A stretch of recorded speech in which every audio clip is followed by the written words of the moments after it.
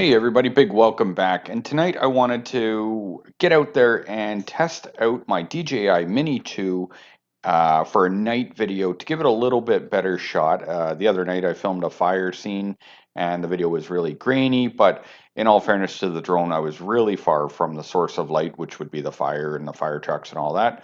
So today I decided to make the drive out to St. Catharines, and this is the Burgoyne High Level Bridge in St. Catharines, and I'll give you a little rundown just as you watch the scenes. This is actually a relatively new bridge. It's only a few years old, which replaced the original high level bridge that was installed in like 1915. And this bridge here is, sorry, bear with me, folks, but this was about $93 million to build just a couple of years ago.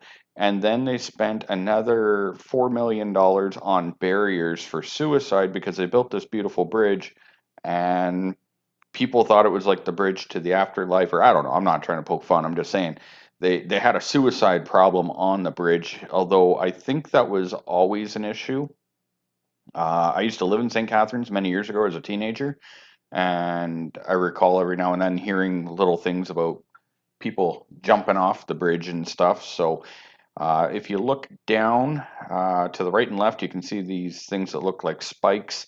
They're actually really well angled, and I kind of wish I had gone across the bridge and recorded for you guys. I have a dash cam, but I don't know, it probably wouldn't have been that good of a video anyway.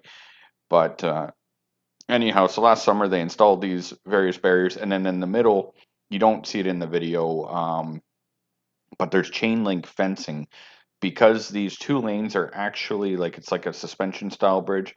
There's a big opening in between, and yeah, in like a matter of 6 months, they had like 6 or 8 people jump off. So they actually got to a point just kind of reading up on it where people were putting little notes and sticking them like to the railings and stuff saying, you are loved and it's not worth it, don't jump, whatever the case may be. I don't know what it was on their notes. I'm just giving an example of what you might put on a note like that.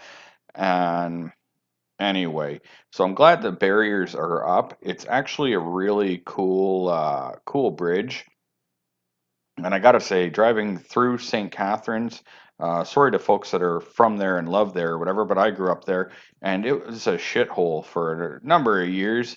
Um, kind of like just not the whole city, but a lot of it was just kind of run down and, just aged and whatever. But over the past several years, they did like this whole rejuvenization project for the downtown core, changing the one-way St. Paul Street to a two-way, and it looks like they may have gotten rid of some of the scuzzy bars and whatnot.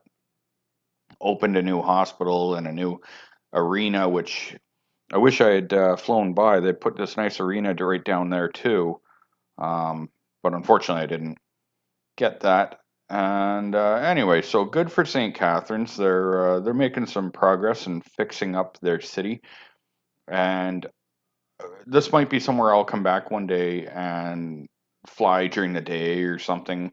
And there's actually a 12-mile creek right under here, which is like a strange body of water because I've not a body of water really, it's a river, but it's a fast moving river on some of these parts. And I wondered ever since like I was a young teenager why they didn't capitalize on this because like, there's a lot of rapids and stuff through there.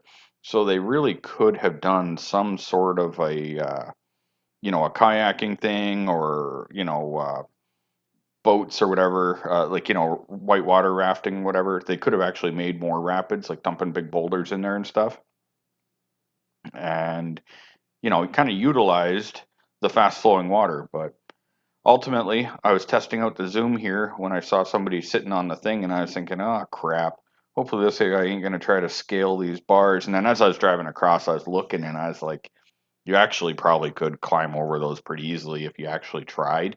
Um, Please, nobody do that. I'm not trying to give people ideas. I'm just saying that I'm not quite sure that they provide the full protection that they anticipated. Um, anyway, pretty much the idea of this video was just to show the nighttime quality of the Mini 2.